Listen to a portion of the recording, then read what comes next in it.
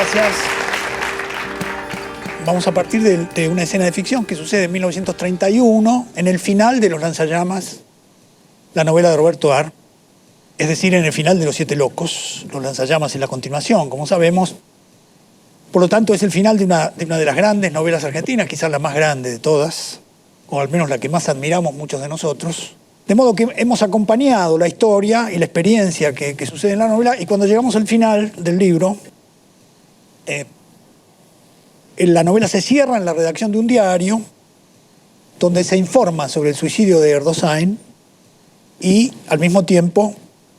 se hace ver la manipulación periodística. Me parece que esta escena nos va a permitir discutir algunas cuestiones ligadas a la tensión entre novela y periodismo, y por lo tanto también nos va a permitir discutir cuestiones ligadas a Roberto Ar y a Rodolfo Walsh. El modo en que se cierra, en que termina la historia, es lo que me ha parecido siempre muy asombroso, tratándose de Ar y del tipo de estereotipo que hay respecto a Ar como periodista, ¿no es verdad? Simultáneamente, en los subsuelos de todos los diarios de la ciudad, se está cerrando la edición de la medianoche. En un rincón repiquetea débilmente la campanilla del teléfono. Rápidamente el secretario de redacción se acerca, se pega al teléfono. ¿Se mató Erdosheim? Paren las máquinas. Diga, sí, va enseguida. El secretario se acerca rápidamente al escritorio del taller y escribe en un trozo de papel cualquiera: se suicidó el feroz asesino Erdosheim, cómplice del agitador y falsificador Alberto Lessín, alias el astrólogo. Le alcanza el título a un chico diciendo en primera página a todo lo ancho: macanudo, mañana tiramos 50.000 ejemplares más. Podemos imaginar la escena ligada a algunos diarios de aquel momento, en especial Crítica, que es el primer diario que trabaja con este tipo de titulares y con este tipo de condensación de ciertas historias entre criminales, digamos, e historias marginales. Por supuesto, a nosotros nos impresiona que la cantidad de ejemplares sean 50.000, ¿no? Como si eso fuera un gran momento, pero es un dato respecto a lo que está sucediendo desde la perspectiva de Ar en torno a una historia que, como dije, nosotros hemos leído y hemos recorrido toda la experiencia de los personajes y la densidad y la complejidad de esa historia, y chocamos con esta reducción y las fórmulas fijas que cristalizan básicamente a Erdosheim como un feroz asesino, cuando nosotros hemos visto la complejidad del personaje y las múltiples razones por las cuales han sucedido las cosas que han sucedido. De modo que, en este sentido, podríamos decir que hay una primera tensión entre el mundo de la novela como un mundo de redes de sentidos múltiples, de causalidades confusas y abiertas, y el modo en que el periodismo reduce toda esa complejidad y establece fórmulas, causalidades estereotipadas, simplificaciones, etc. Incluso la novela se hace cargo de esta tensión entre lo que sería un relato complejo, donde las razones no permiten inmediatamente tomar decisiones morales, digamos, y esa suerte de consigna que tiene un sentido valorativo inmediato, como es ese modelo del título en el cual Erdosheim se convertiría sencillamente en el feroz asesino, ¿no es cierto?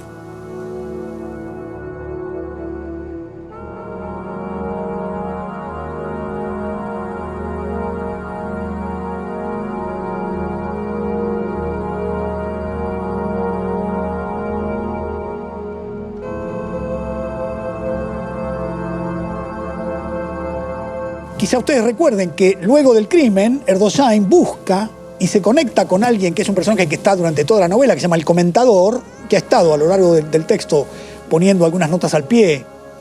en las cuales se ve que tiene algunas relaciones con los personajes, pero aquí es Erdosheim quien va a verlo para contarle su versión de los hechos, y de hecho, la novela que leemos es el resultado de esos 3 días que Erdosheim pasa encerrado en una casa con el comentador, contándole todo lo que ha sucedido con el astrólogo, con la banda del astrólogo, con el rufián melancólico, etc. Lo interesante es que en la novela se dice que en esos 3 días que pasan encerrados, en los cuales Erdosheim cuenta su versión de los hechos, los diarios están trayendo muchos titulares y muchas noticias sobre lo que ha pasado, y Erdosheim se niega a leer.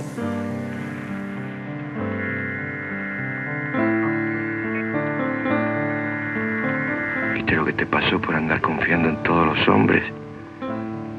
perdiste la pureza para siempre.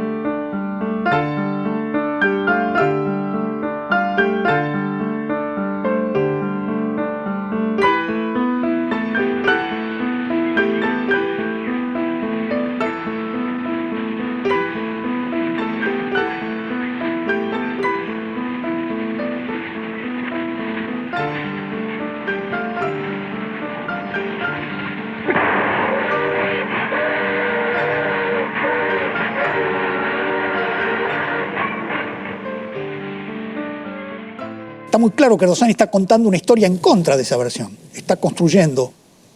su versión, digamos, la complejidad de la historia que ha vivido como una contraparte a lo que sabe, imagina y siente que ha sido el desarrollo un poco mortífero del modo en que la información se ha hecho cargo de esa experiencia. Esta relación entre un conjunto de experiencias y una simplificación muy marcada de los acontecimientos, podemos decir que esta tensión entre información y experiencia la encontramos también en Walsh, pero en Walsh es al revés el efecto. Walsh parte de la noticia del fusilamiento en Operación Masacre y parte de lo que parece un título, ¿no es cierto? Un fusilado que vive, que también parece un título estruendoso y atractivo, parte de ahí para reconstruir la experiencia y recibe las historias de los jóvenes obreros y sus familias que forman parte de la tradición de la resistencia peronista, y por lo tanto lo extraordinario de ese libro, lo que ha convertido ese libro en un clásico, es justamente la reconstrucción de esa experiencia y el sentimiento que esa experiencia produce. Quiero sencillamente señalar cómo Walsh se hace cargo de lo que contaban los que habían vivido esa experiencia, ¿no es cierto?, a los que consiguió entrevistar durante un tiempo, digamos, que dedicó exclusivamente a esa cuestión. Entonces, aquí volvemos a encontrar, me parece, esta especie de tensión entre lo que son las experiencias y lo que son las versiones estereotipadas y cerradas de la información periodística. En el caso, podríamos decir que en el caso de la obra de arte está puesto en escena de ficción, digamos, porque, como digo, Erdosani se ocupa de hacer lo que por su lado Walsh trata de que esos protagonistas de la situación también hagan, que es hacer conocer la versión de aquellos que han vivido el hecho, más allá de la versión que el periodismo impone con ese sistema un poco esquemático siempre de sintetizar la situación.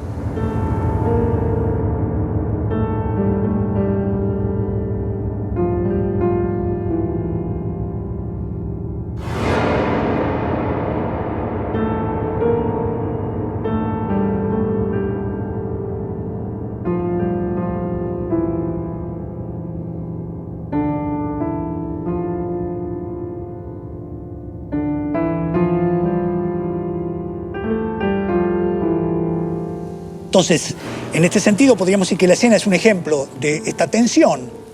entre el periodismo, que nos da la realidad bajo su forma juzgada,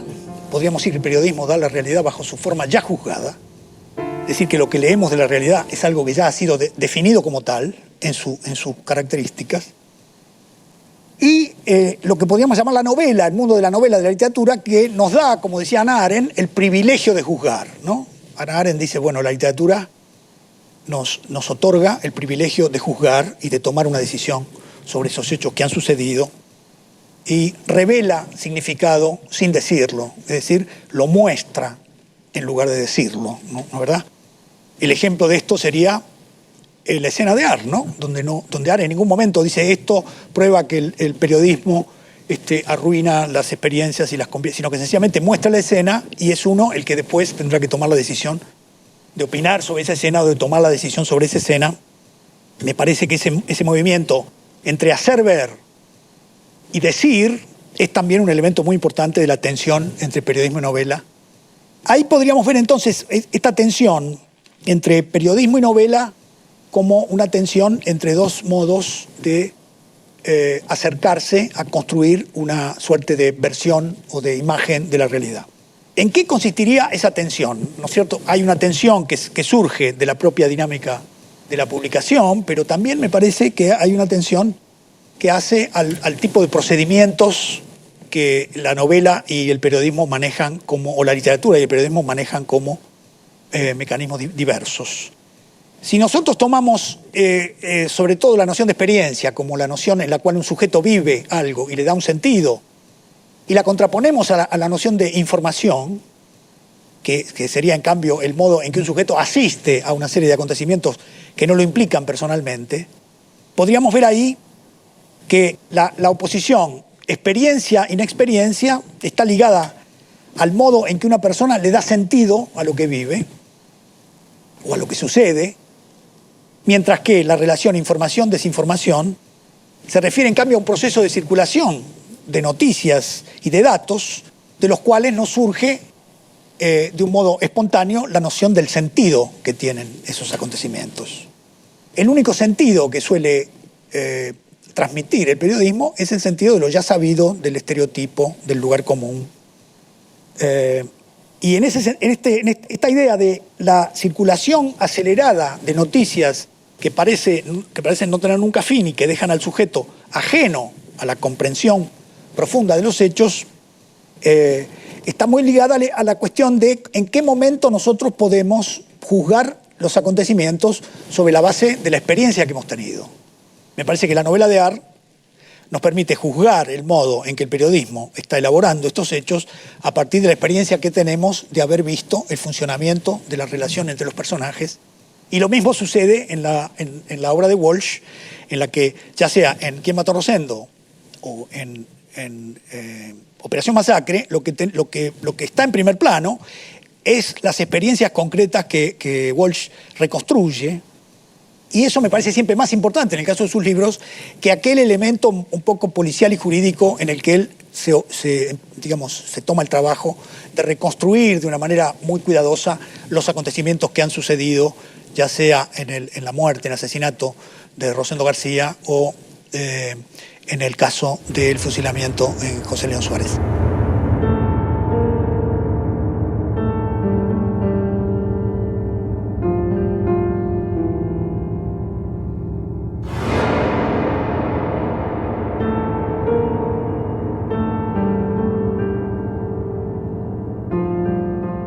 Esta construcción de la experiencia es lo que me parece a mí importante en relación a la literatura en principio y a los usos de la literatura en formas del periodismo que pertenecen a un registro que es el que vamos a ver enseguida. Cuanto menos aprendido uno por experiencia, decía Brecht, más crédulo es. Solo los ricos, decía Brecht, pueden sobrevivir siendo inexpertos. Porque me parece que lo que nosotros estamos tratando aquí de señalar, y yo creo que eso es lo que señalan Art y Walsh por su lado, es que en el exceso y en la circulación excesiva de la información, el sujeto no está implicado como tal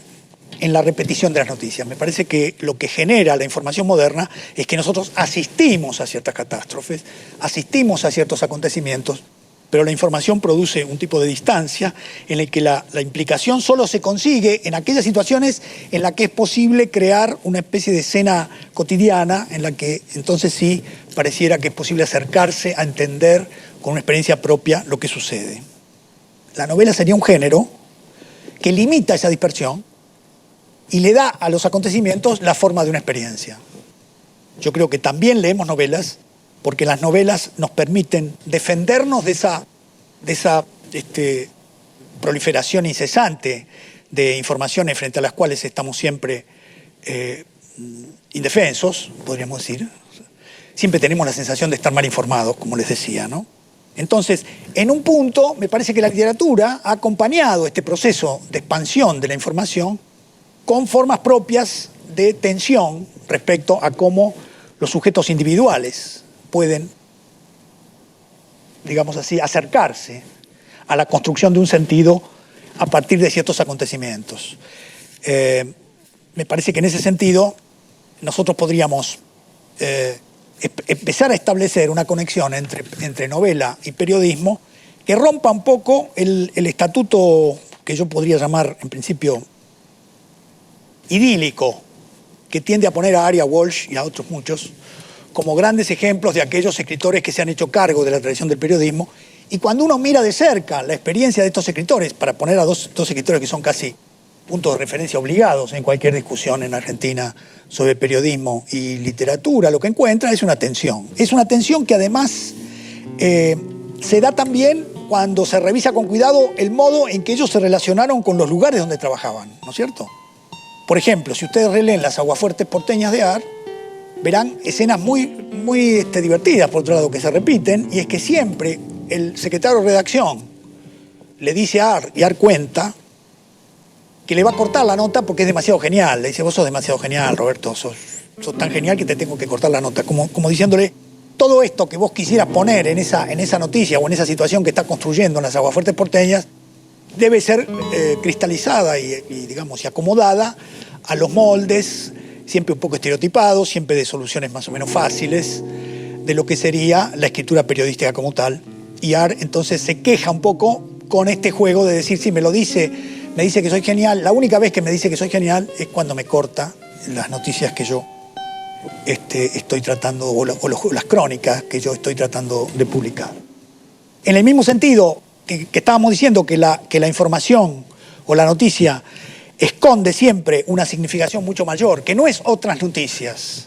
sino la profundización de los datos que se encierran allí, es el ejemplo de la sección que Roberto Ar hacía en los años 40, a partir del año 39, que se llama Al margen del cable,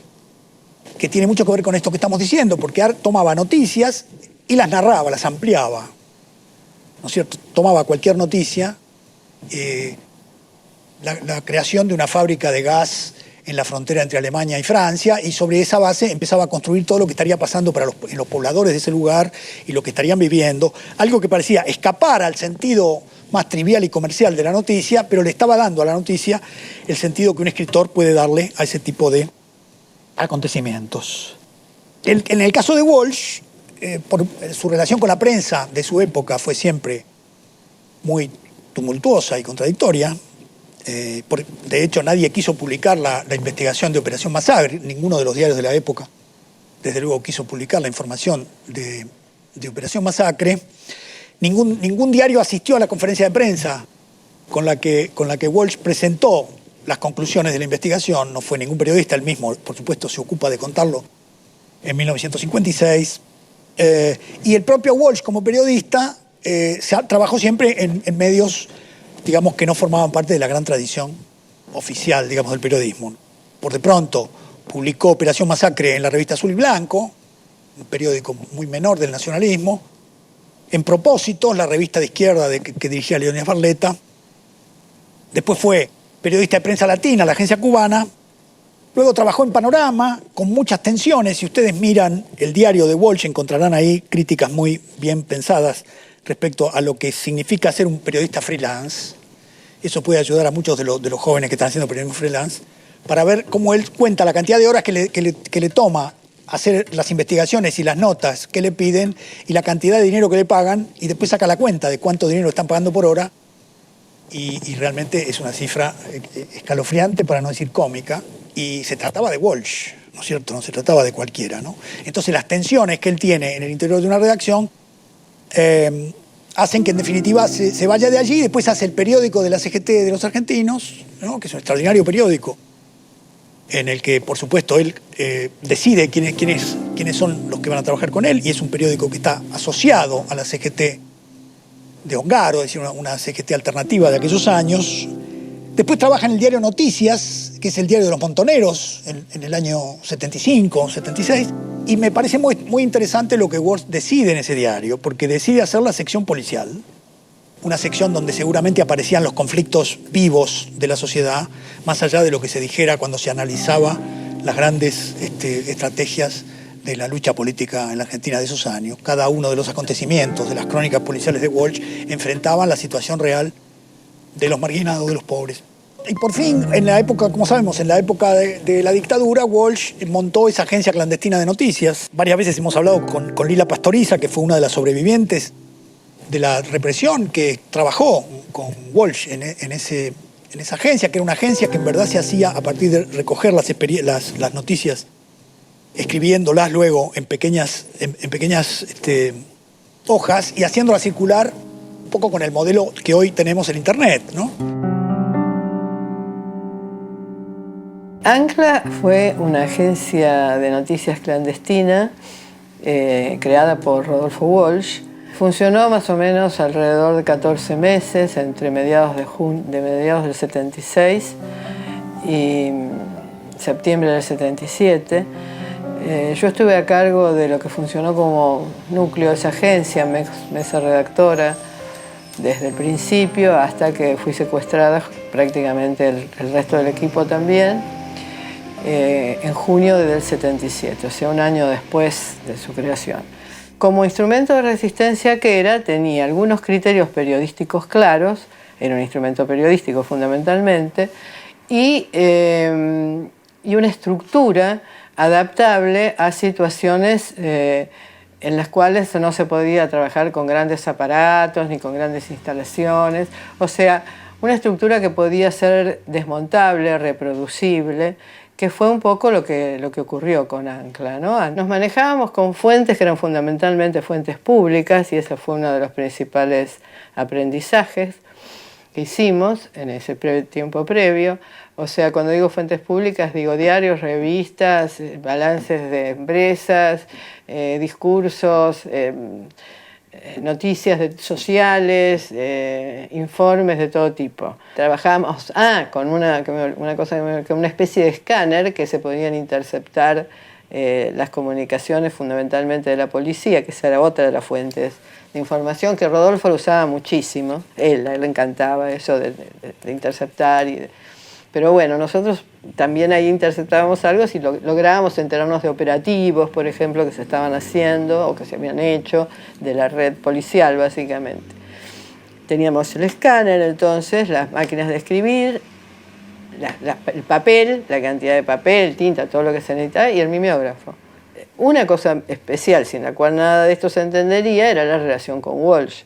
Es decir, Walsh se caracterizaba por discutir políticamente con la gente que trabajaba con él, por abrir mucho la discusión, es decir, un estilo que permitía enriquecerse mucho y plantear las dudas, discutir lo que no estaba de acuerdo. Y de algún modo todos además estábamos muy insertos y muy convencidos de que ese tipo de instrumentos era útil, ¿no? Me parecía que esa experiencia era sin duda una experiencia que lo ponía a Walsh muy en sincro con lo que podríamos considerar los modos de hacer circular las noticias por abajo de la circulación oficializada de la información, que es un poco lo que pasa hoy en la web, ¿no? Me da la sensación que si volvemos a la escena de la novela de Art, lo que encontramos siempre es esa tensión entre la información estereotipada y la posibilidad de transmitir una experiencia y sobre todo la posibilidad de que esa experiencia sea al mismo tiempo común para aquellos que la están leyendo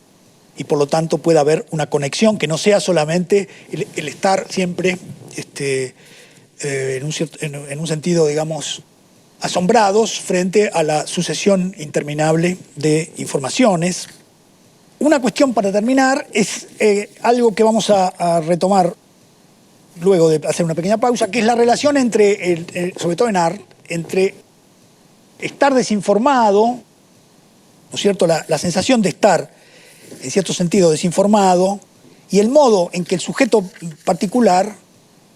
entiende el funcionamiento social, cómo comprende un sujeto en la circulación general de la información a la que tiene un acceso relativo, cómo comprende o cómo intenta descifrar el funcionamiento social,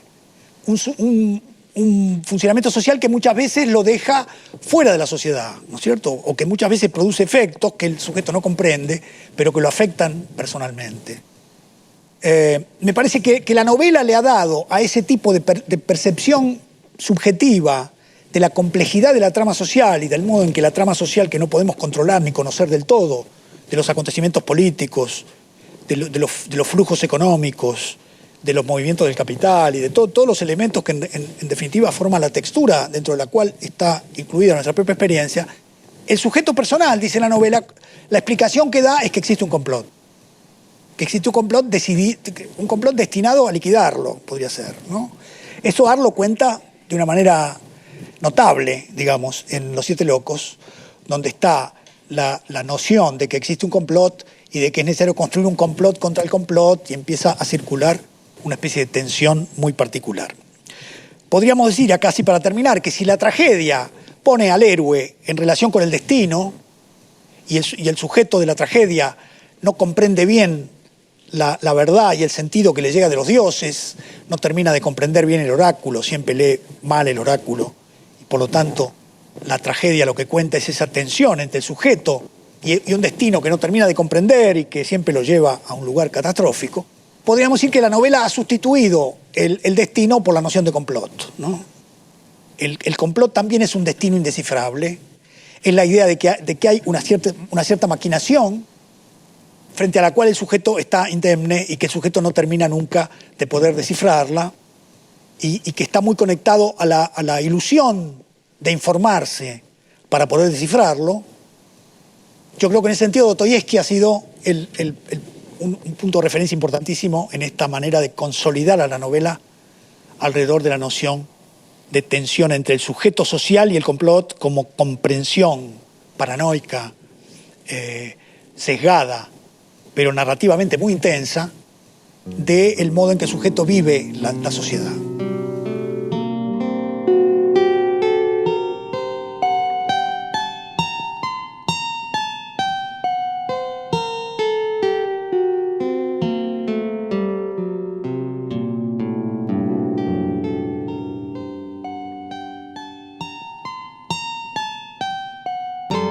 Cuando nosotros decimos sentido, cuando decimos que la información borra el sentido y que la novela trata de reconstruirlo, nos referimos al sentido de la vida personal. La novela no está planteándose el problema del sentido de la vida o el sentido general del mundo o los problemas que la filosofía discute por otro lado. Los personajes de la novela se preguntan por el sentido de su propia vida. El Quijote se pregunta cómo puede ser él para escapar de esa especie de mediocridad en la que está hundido ahí en Castilla, ¿no es cierto? O el capitán Ahab empieza a perseguir a la ballena blanca porque ahí él pone el sentido de su propia vida, y esa persecución tiene toda la forma de una suerte de épica posterior a la épica, digamos, en que el sujeto ya no lidia con los dioses, ¿no es cierto?, sino que lidia con unas fuerzas un poco extrañas que no termina nunca de poder comprender, cuya síntesis podríamos encontrar una síntesis en la noción de soy objeto de un complot, soy objeto de una conspiración, hay algo que no termino de comprender, por lo cual mi propia vida está puesta en peligro.